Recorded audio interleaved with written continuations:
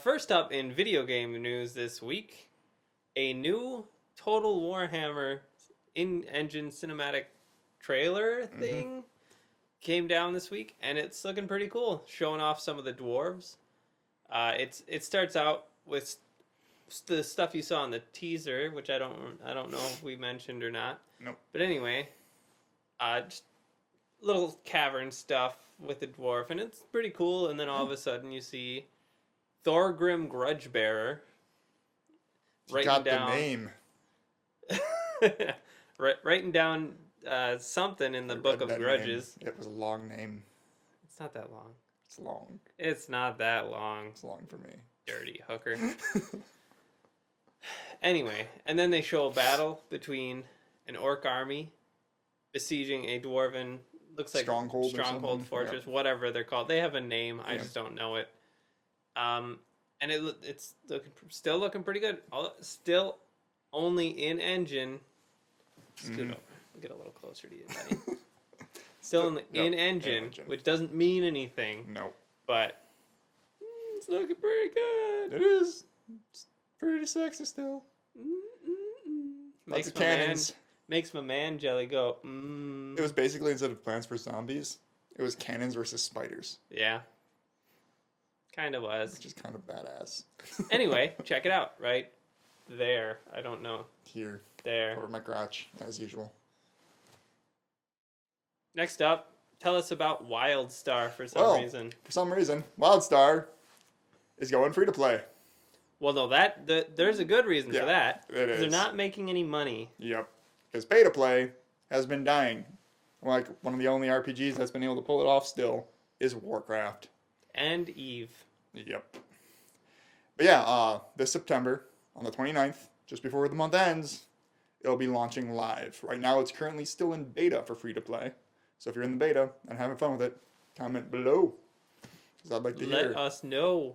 Yeah, that's right. Looking. That's right, Jeremy Johns. I totally ripped you off. Deal with it. But yeah, anyway, they'll be adding some new content along with the launch of free to play. They'll be adding some enhanced game systems that apparently, according to a lot of people, have been in dire need of, as well as some very, very countless quality of life improvements. Yeah. Stuff that should have been in the game day one. Probably. Or stuff that should have been in, like, patches afterwards, because you normally can notice that shit. But yeah, so, WildStar. Let us know what you think about the game, if you've been playing it. If you think anything of it. Yeah. And have liked it. I mean, I've heard good stuff about it originally when it was coming out. That was pretty unique and seemed pretty fun. So now that it's going on to free to play, I'll probably actually check it out. At least once. Anyway. Next up, we have some Battlefront news. And it's probably not good news. Apparently, it's not going to have a server browser. It's going to have quick match only, basically. They did that with the first Battlefield Bad Company game, and it worked fine-ish. Especially if you knew a couple people, because then you might be in the same game as them. Yeah. It worked much better in Bad Company 2, I seem to recall. But, They gave two reasons in the article, in the PC Gamer article. Which will be linked below. One is people were just picking the same map over and over again. In other Battlefield games. Yeah, and probably Hardline, because that game's garbage anyway. But anyway. Wow. Yeah, they're essentially picking the same map. Picking the same map all the time, leaving other maps to die and languish. Yeah. Which makes me think, make better maps, DICE, you douches. Why do your maps suck so bad that nobody wants to play them? Yeah. Or the other reason could just be because of the casual gaming audience that it'll be acquiring. That's the one I figured it'll be. Yeah. Because they have the Star Wars logo on it, everybody's gonna buy it, and they're not gonna know what the fuck's going on. It's gonna be Call of Duty players buying this, and they're not smart enough to know how to use a server browser. Even though they have one. Kind of. Yeah, if they don't use it, they're just... I want to kill! I want this map! This map! Everybody vote this map. And a few of you that don't want to play that map, just troll the bastard and I'll pick a different map. That's how Call of Duty works. Actually, Call of Duty works like that too. Over a toilet. It smells like Call of Duty. But yeah, I mean, like that. The one thing about having that server browser jumping right in, like you said, if you have a group, should be good to an extent for the game. Saying it looks very, very like squad oriented, which is what Battlefield generally is. Yeah, but this isn't Battlefield. I know, but I mean, well, it is Battlefield. Yeah. Let's not lead ourselves astray here. Yeah. It's Battlefield with Star Wars on top. I expect this game to fail spectacularly. I've not been excited for it. I've been excited with like concepts of what they're doing, but not really. The trailers look cool. Mm-hmm. But I have not boarded the hype train on this one. Mm-hmm.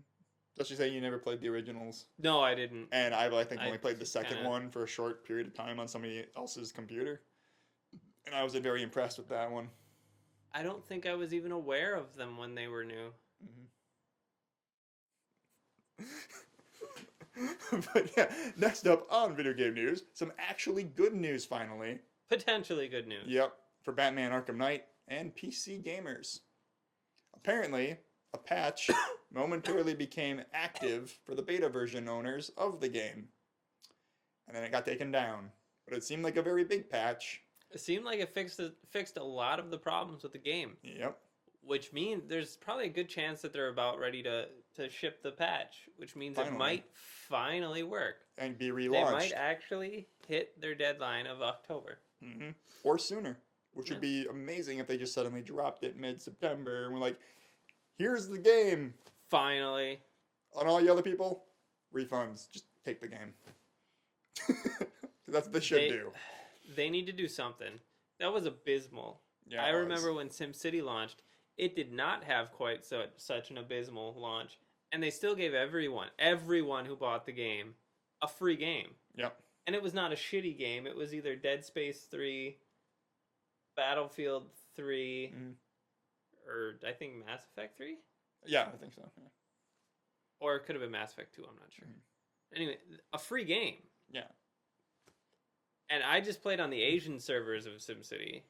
I don't care. Whatever. The US server's full. Whatever. Yeah, but for this... I'll play with Ching Chong Ding Dong over here.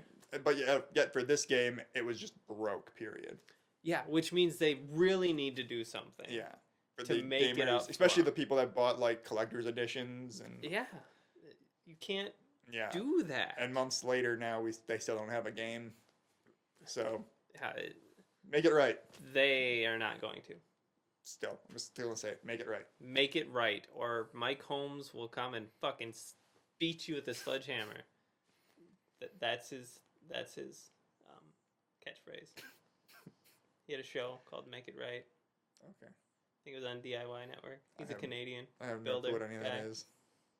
Link in the description. After I educate myself, apparently. That's why I made him put the link in the description.